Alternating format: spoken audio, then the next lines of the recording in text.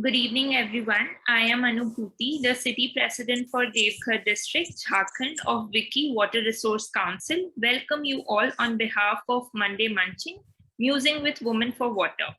This is an initiative by Eco Development and Research Cell, a not-for-profit initiative by Environmental Design Consultants, Ahmedabad, with the support of Water Resource Council of the Women Indian Chamber of Commerce and Industry, Wiki WRC, and in collaboration with W for W Foundation, and our media partner is in this event is Counterview. Today, I am joined by Vanna Tripathi. She is the National Youth Representative of Wiki WRC. Welcome, Vanna. We are glad to start the conversation, namely Monday Munching, Musing with Women for Water, which is pollinkly referred as Blue Lips. We are here to share our worries and the wisdom by the women for the women in the water sector. We are hoping to learn more about water endeavors in a regular disciplined manner, like a masterclass. Today, we are here to listen and know more about Dr. Roshan Ara. She is the state president for Jammu and Kashmir of the Wiki Water Resource Council. I will start with a brief introduction about her. So Dr. Roshan Ara is working as a professor in the Department of Women's Studies in University of Kashmir. She has been a recipient of National Best Teacher Award from the Honorable President in 2012. She is actively working as a social and environmental activist and contributing towards the noble cause of a health and clean environment. Currently, she is working as a facilitator for Jammu and Kashmir for Foundation for Excellence Trust, Bangalore since 2011. She has been helping the underprivileged and marginalized students in getting scholarship. Thank you for joining us, Dr. Roshan. So Thanks a lot.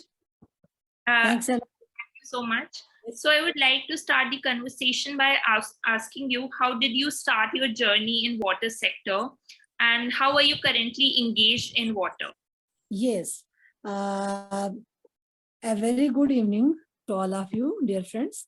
Thank you very much for introducing me so nicely to the team. And your question, so far your question is concerned, a very beautiful question. How did you start your interest in water conservation? Basically, I have been working as a women's activist first. There as a women activist, as a social activist. But during COVID-19, when we were sitting at home, and I was attending many of these events, many of these webinars, which were showing the concern towards environmental issues. But if I was not working as an activist practically, but in the heart of hearts, every time I was feeling the concern for the water bodies, their pollution, and how our water bodies are perishing day by day, and what will happen to the future generations, what we are leaving for them. This was a concern in my mind, but practically I was not involved in it. Then during these webinars, I got introduced to many organizations, and I developed a lot of interest in this environmental activism. And first it was I don't know what was the organization. River Pathshala, yes, River Pathshala, that is run by Mr. Sanjay Gupta, who is working very hard in this sector, and throughout the whole country, he is engaging people. He is working for this noble cause for restoring the glory of water bodies back. And in that conversation, when we were in touch with each other and we were attending these webinars and these discussions, I got introduced to our champion of champions, water champion, a great water champion of our country, Madam Mansi Valera. And since the day I have been introduced to her, really seeing her work, seeing her activities that she is doing every day, every night, I think she is hugely engaged with this. And she is not only engaged, but she has succeeded in bringing back the glory of these water bodies, perishing water bodies, dying water bodies. And then I thought that really it can be possible for me as well that if I get actively involved in this mission, and hopefully that a time will come that, Kashmir, the part of the country, we are having the largest treasures of water. And the biggest treasure is our Dal Lake. Dal Lake, that is considered Asia's largest lake. And the shrinking Dal Lake, it is getting the attention of all the activists. But, I had, every time I had this thing in my mind that why somebody is not taking the call, why government or the semi-government bodies or the activists, they are not succeeding in this mission, that we could just stop the encroachments, we could just give back to this asset to the society, to the state. But ultimately, I thought that this is not something, a miracle cannot happen. There is no magic, but it needs a continuous effort on my part and on part of my other activists as well. We can join hands together, and we can play a vital role in restoring these water bodies back. And we know that women, so far as my own concern is there, that women are they are not participating in these policy formulations, framing of the strategies. But I think that women can do a lot, and women have a lot of concern for water issues, and women are the largest consumers of water. And therefore, I think that this is my ultimate duty, that if I can contribute, and I hope that one day I will succeed.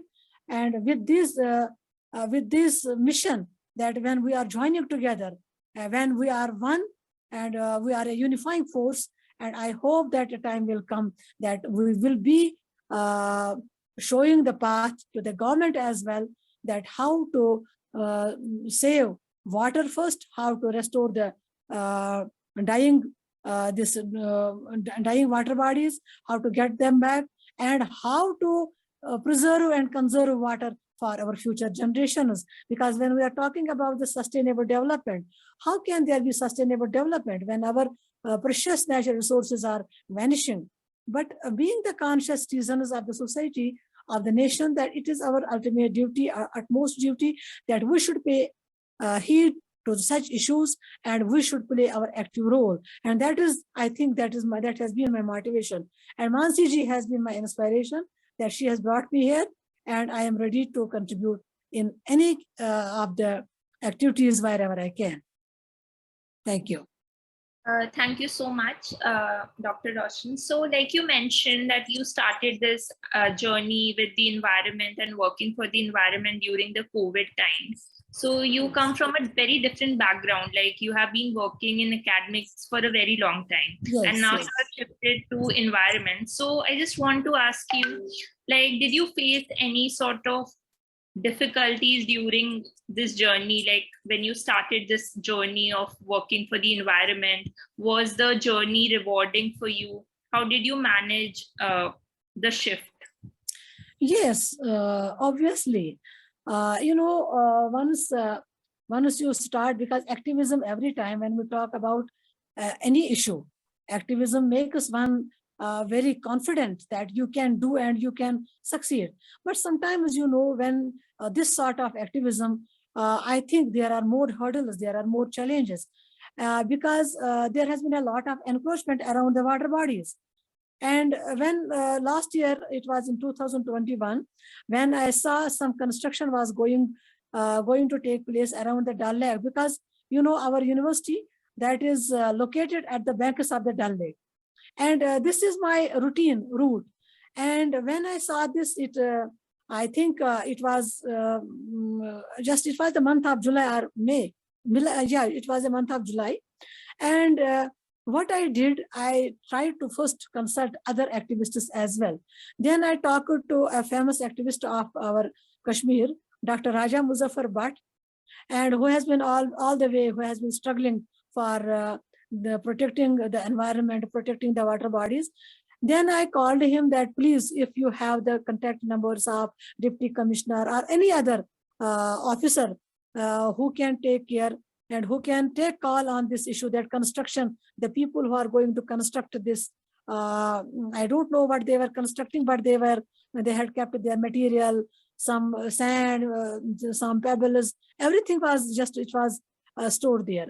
When I called him, and he was kind enough, and he told me that, don't worry, I will be coming there tomorrow morning. And he came with a team of journalists. Then he highlighted the whole issue in media. And I think I was relaxed very much that some action will be taken then. But later I saw that after a few months, first the construction got stopped, but after a few months again that construction started. And today I see that again the person, I think he may be some influential person. Today I see every time that there is, first he has just set a small park there, but with the small park, his plans are quite visible that he's going to just construct something there. Then ultimately, I tried to just talk to municipal commissioner, but again, I think that no heed was taken that for that. But I think again that the water, this activism is quite difficult. Why is it difficult? Because once you are going to stop encroachments, and I think it needs really, it needs a policy decision. It needs a broader framework, that if you are as an activist, when you are complaining that such and such thing is happening around the water bodies, and at that time the system should be such that at that very moment we should the government should take a call, and the construction not only stop it, but it should be demolished at that very moment. But I think that such actions are not taking place in such a quick manner as we presume. But I am hopeful that a collective voice, it will matter sometime. And again, being a woman, when you are approaching a collector, when we are approaching a municipal commissioner, really you have to seek the appointment. Then you have to make yourself comfortable that I can talk on, debate on this and that issue. But I think that when we are in this mission, Vicky, when we talk about this, I am hopeful that once the policies are made, once the programs are framed for this, taking the decisions on water bodies, I think women's participation is quite relevant there, and women's participation is must. It is not relevant only, but it is must there, because women are kept away.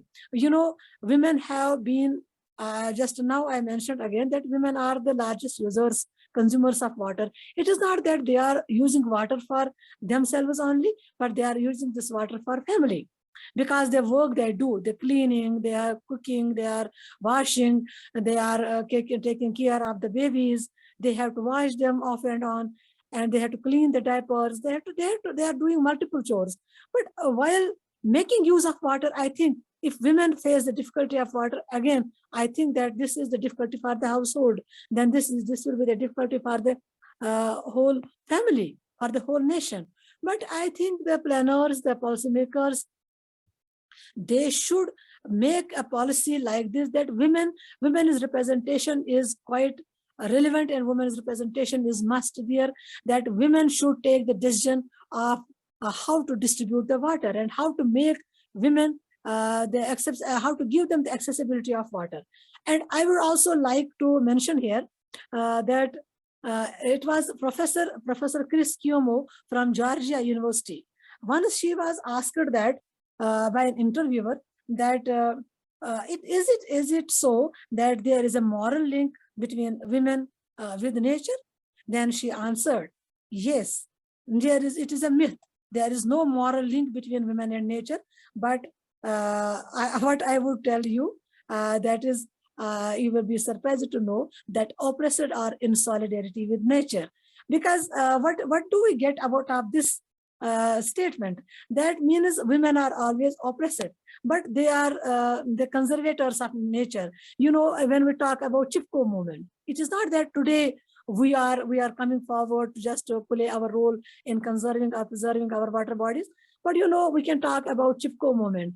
Long back, when women, they found that the green pastures are gone, the trees are being cut, deforestation was going to take place. What did the women do? They embraced those trees, and that way they saved the trees.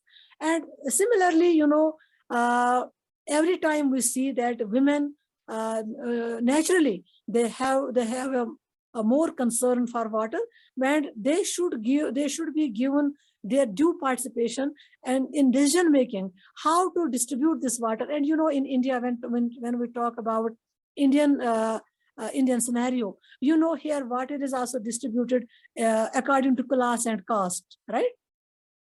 If I am right. For example, if the this water shortage, deficiency of water, it is not being faced by the upper class. It is being more faced by the poor women, by the rural women, by the women who are living in the far-flung areas, who have to walk miles together, matkas on their heads, buckets on their heads, and they have to collect water for their family.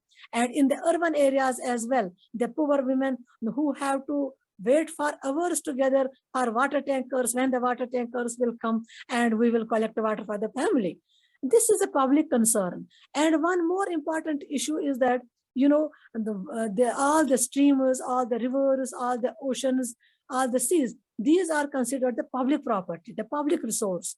And when this is a public resource, women have no say, they have no call there.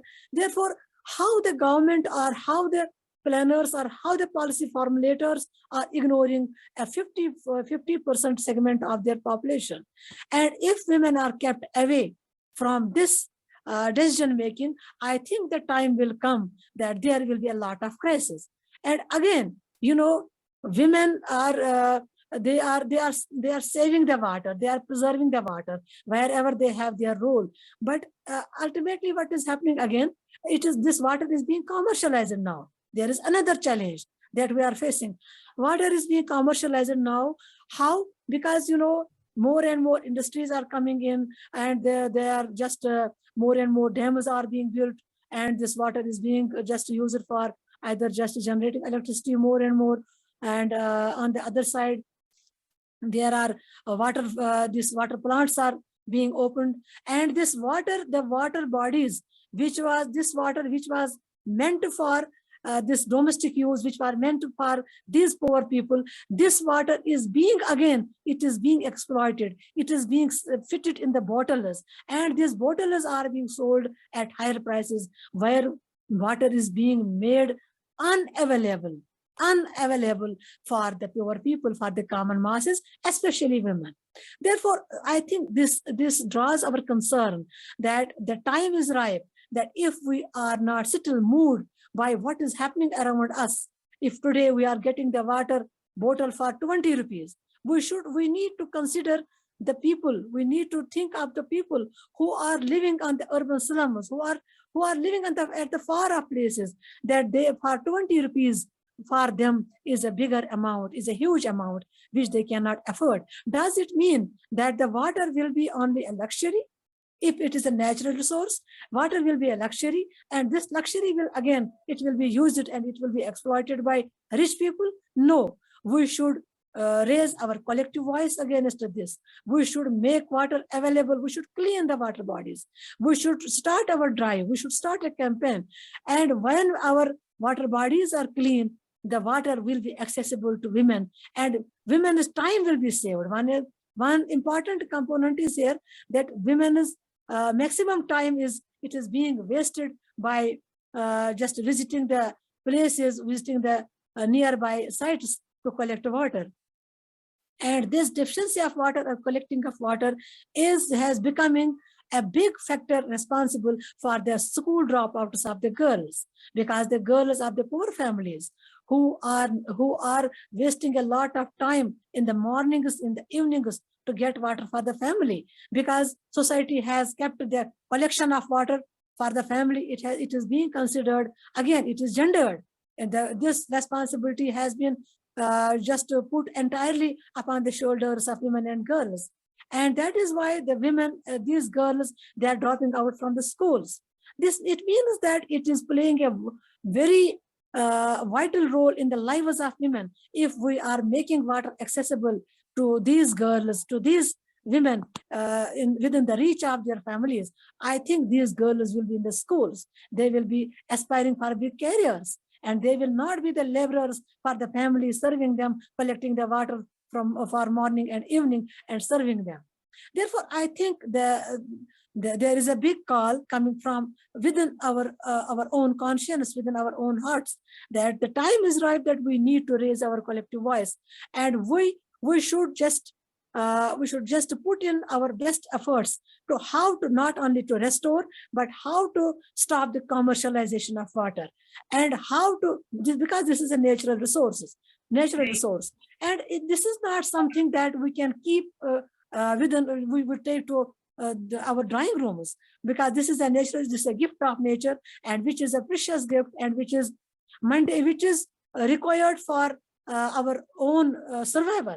And if we are not succeeding in making water available to all the people, especially the poor ones, then the time will be it will be the nearest time that a time will come that we have to search for longer distances, not only how to get water, how to collect it in mud cars, but we have to search, we have to take loans from the banks. Right. We have to borrow.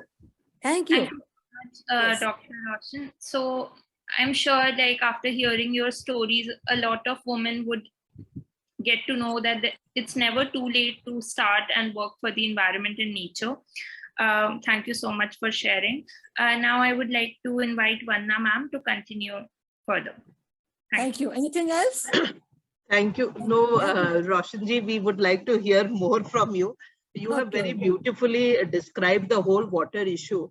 But I would now like to focus specifically on women leadership in water sector. Yes, yes. So, while we are speaking of, you rightfully mentioned that women have had different roles to play in the whole water sector. And we are adding one more role by, saying that women who are working in the water sector needs to be recognized as leaders. Just wanted to know from your perspective that while we speak that there is always a need for more women, and even women have more, roles to play in water, there is very limited number of women leaders that we find in the sector. Why do you think this scenario exists? Very few women leaders that we can count in the water sector. Yes, yes. Thank you, dear Vandana. This is the reality that you are saying, that this is the reality.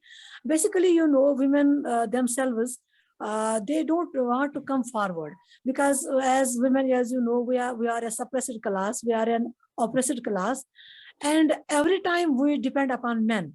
That is one, I think that is one deficiency. That is one a sort of I think lack of confidence in us, that we cannot play our roles outside the home and the public arena. But we know, very a large number of women are now educated, and I think it is our responsibility, moral responsibility, that we need to come forward. We need to search for our share. If we are not getting it, we need to search, we need to demand for our share in the water leadership.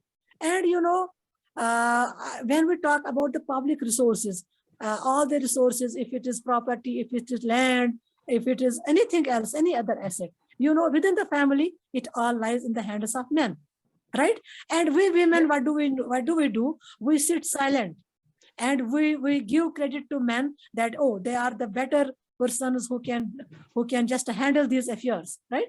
But I think this is not a big deal. If women gain their confidence, if women come forward, they can play an active role. And on the other hand, if we talk about our own country, still we have a large number of women who are illiterate, who are ignorant. And I think it is our duty to work for their welfare, because we are educated, we are conscious, we have exposure, and we should make them understand that what is your role in water leadership. I can cite an example. When women Panchayati Raj was just, it was granted the nod by this parliament. Yeah. Wherever, where the first survey that was conducted, wherever there were women sarpanches, they had done a very good job, because as women, they are sensitized, they know, they feel the pulse, and in every village, they had made this possibility that they provided them the facility for clean drinking water, right? Opening up the tube wells, digging the tube wells, providing them clean water pipes, tap is other resources. And I think this was a big difference so far as our gender is considered, that women could deliver when they are given a role. And these surpanches are punches, although they are not so much literate, but still they could make a difference in the lives of the women. And when we are I think we are ahead of them in terms of education or in terms of exposure that we have. But if we are not exerting, if we are not making good use of our potential, our capability, our capacity, then it is, I think we are doing a loss, we are doing a disservice to the society. And I think this is our moral obligation, that we should come forward and take the role and take the lead, so that we can play and we can do something at the grassroots level. We can make a difference in their lives. Very important point that you are bringing, and a good analogy that you are drawing parallelly to the sector. However, political leadership has been more acceptable, in this country. But taking social leaderships and giving them right opportunity, as you said, involving them at the grassroots level still remains a challenge. Yes. Just to add one more nitty-gritty to it, you have pointed out that women lack knowledge and information. The kind of interaction that we have had on the Wiki platform, we find that there are women with right technical skills as well as social skills, but have still a long way to tread on the path of leadership. What do you have to say about those kinds of women who have everything that we perhaps look up to in a leader, but still have not been given the opportunity? Yes, very good. Quick comment on that. Yeah, very relevant point you have pointed out. When we talk about even, I will take first the political leadership. We have a minimal percentage of women as parliamentarians, as legislators, right? In each and every state of the country. And when we talk about this political leadership as well, again, we see that, this is the domain of men, right? Woman can't be a leader, right? And again, first of all, you should get a good and conducive environment from the family, support from the family. If the family supports you, you can be a good leader. I think that is enough. Then other things she can manage on her own. But what is here, that patriarchy is so strong that women are not being considered relevant in these leadership roles. And if we take these leadership roles, if we can take the example of our particular Indira Gandhi ji, she proved to be a successful leader, right?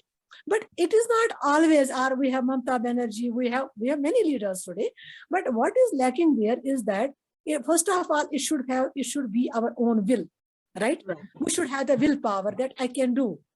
Because whenever we talk about leadership is not something that is inborn only. But we say that leaders are not only born, leaders are made also. If we have the will, if we have the power that we can lead the people or we can lead the team, then I think we can get the support of the people around us. Number one. Number two is the constant of time. For example, like you mentioned that women possessing the different techniques and different skills, but they are not ready. For example, sometimes people think that, why should I spend my time? What I am getting out of it, right? It means that you are not sensitive to the issue, right? That means that there is insensitivity towards the issue. But first of all, I think we should be sensitive to our issues of environment as well. We have to take care, because as a woman, every woman, our first priority is our family, our home, our children. But we should be sensitive to the environment as well. What is happening around us, where we are living, and can we contribute? If I have something to contribute, can I contribute? I think we need to spend our time as well. And we should never think that what I am getting in exchange. Because if you are doing something good for the society, I think that is a great reward that you will be getting. Yeah, I think you're rightfully pointing out to the fact that individuals' willingness and individual sensitivity will definitely curate a leadership path for one to pursue. However, as you just mentioned that, our priority is always, family and our kids and our this thing. It's a tough balance to strike. Yeah. Maybe you can throw some light, Roshanji, personally from your side in terms of how are you striking this balance so that, you know, Balance, our yes, women yes. can benefit from that as well. Yes. Very true. Basically, if we talk about the deficiency of time, right? Time is a Right. critical factor for every work. But what you have to do, you have to do a proper planning, right? Right. I am talking honestly about myself, what I am doing. For the day I was in the university, I was doing my work there. Then I had made this plan that today I have to just deliver my lecture, my speech on this issue. I prepared this as well. Then I was also ready to just deliver my speech in car, right? Okay. But Yeah. right now I reached my home. My husband has also reached home. My children are at home. I told them just bear with me for 1 hour or 1.5 hours. I cannot give you tea. I cannot give you anything because I am busy. But I, that you have to manage. You have to strike a balance. Sometimes you have to, for example, in the university, sometimes you have the workshops, you have the seminars. You have to come home at 8 at night, right? Right. 8 o'clock. But once you reach home, can anybody expect that you are tired? No, nobody will expect that you are a tired person and we will offer you this and that. No, but what you have to do, you have to just find your space, make them understand that I am tired, I don't have time, right? This is my schedule. You have to prioritize your own priorities, right? And Right. if I am going to be a leader, how I am getting my time? Because when we talk about activism, women activism or social activism or this activism, that activism, basically, if you are concerned with something, actually, I think there is some natural call as well. The things will be smooth for you. There will be time. There will be people around you who will help you, who will support your cause, right? Right. And selfless service. You should mean for the selfless service that if I am doing this thing, I should not expect something in exchange. Do good and have good. Number one. Number two is when we are, for example, if I'm a working woman, I know I have to reach my duty at 10, right? And Right. if I have to wake up early in the morning at 4 o'clock, I have to do it because this is in my schedule. And I cannot tell my officers in the university that, I had to do this, I had to do that, and I could not come in time, because you have a role.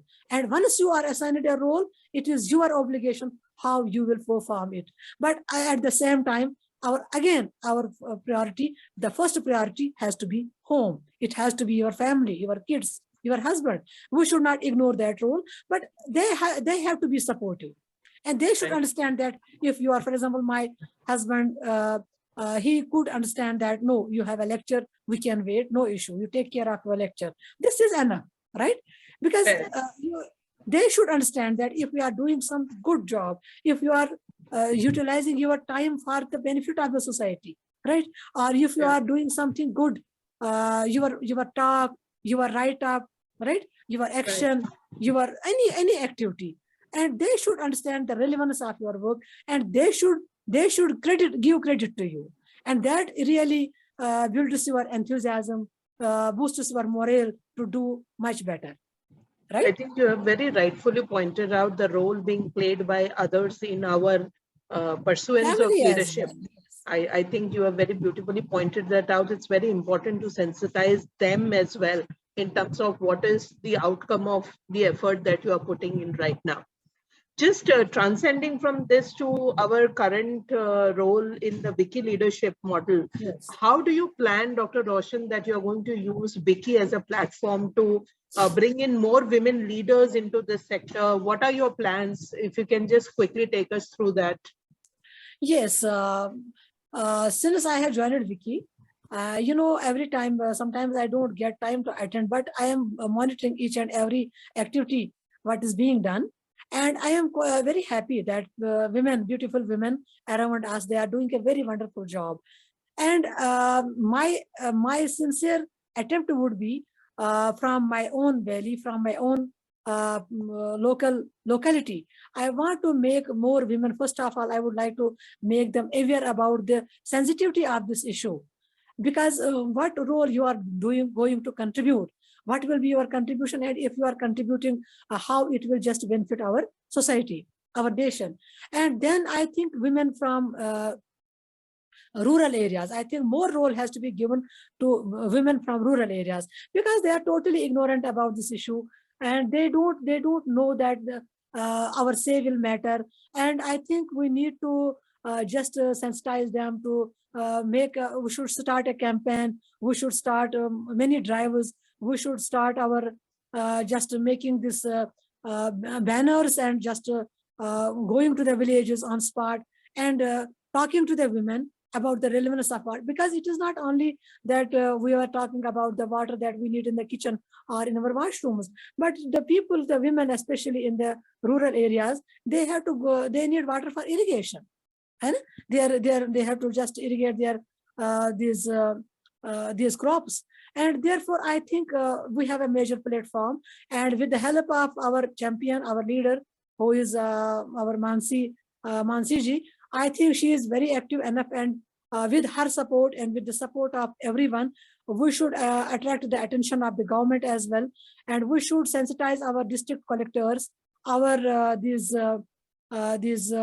our political leaders as well, so that they can help us, because on our own we cannot do maximum. We should get their support, and sometimes we need their funding, sometimes we need their vehicle, sometimes we need their overall monitoring, because if we are able to just involve more and more women, I think this will be a good group. And Sure. Women, the time is coming, the time is ripe, that women have a role, and women's role, it goes beyond the four walls of the home, Right. because the world has proved it. Great. I think since you have repeatedly mentioned Mansi all throughout this conversation to have, women leadership, and she has played a steering role in setting up this Wiki Water Resources Council. Mansi, request you to jump right into this conversation and maybe take Dr. Roshan Ara a little deeper into this journey, please. Thanks, Vandana, and thanks, Anubhuti, for steering the conversation. To be honest, I was so happily enjoying and listening to you girls talking about it. It really gives me a lot of pleasure to see all of you together. And thank you, Dr. Roshan Ara, to really take out time and talk about it. I was listening to you very carefully, right from talking about the vulnerable side of the woman to talking about the powerful side of women, even going up to the extent of political leadership. And because we share a lot of evening talks together, and talking about all these things, I want to bring to the notice of all of us that definitely we need a convergence of water leadership to political leadership as well. Because if we look at since independence, we have barely had even water ministers as women, we barely had environmental ministers as women. We barely had chief secretaries in the water and environment sector as women, whether it is bureaucrat or so. We barely had chief ministers who were so environmentally inclined as women. As of today, we have only one chief minister who is woman. So there is already a skewedness in the leadership. But my question to you, because you are also in a very politically active state, I mean, you can throw light on in the context of the country also. Where do you see that we can really bring environmental leadership among the women to really push them or encourage them to join the mainstream politics? I do remember Sharmila ji from Manipur. She tried her political career. Medha ji is trying her political career. There are many women leaders who are activists who are not trying their political career. But I just need to understand and because we do talk about it in the late hours when we are often catching each other. Absolutely. Where do you think we can, I mean, I'm really asking a different question because Vandana has done perfect the way we do in the masterclass. But because we share this political interest, don't you think that it's high time that educated women, professors, scientists must also take the role of political leadership, role of political leadership? Absolutely. How do we do that? That's the question. Yes, how do we do that? This is a wonderful question. It's not that because- you do, I will not do. I mean, now we have to see, can we do it? This is the stage we are in. Sure, we can do it. Why not? Because, I think I have been always advocating the cause of women. And I know that once women are joining the parliament, once women are in the state legislatures, then automatically they can decide their own fate. For example, if a woman is a chief minister, if a woman is a minister of water, she is very much sensitive to the issue because she knows that what is happening to the women when she has to cook food and the water goes, right? And in comparison to a male minister who doesn't know what is happening in the kitchen, right? And therefore, I think I can cite you the example of Ireland. Ireland has today, they have health minister as a woman, defense minister as a woman, and education minister as a woman. And they are doing very well. And I aspire that we should have women leaders, and because these are the sensitive portfolios, these should be handed over to women. Just talking And about I my wish dream I as well. I aspire to be a leader as well, because Sharing dreams. because I course. think this is the Amen. way. आप हमें साथ ले चलिए, आप हमें साथ, आप आगे हम पीछे.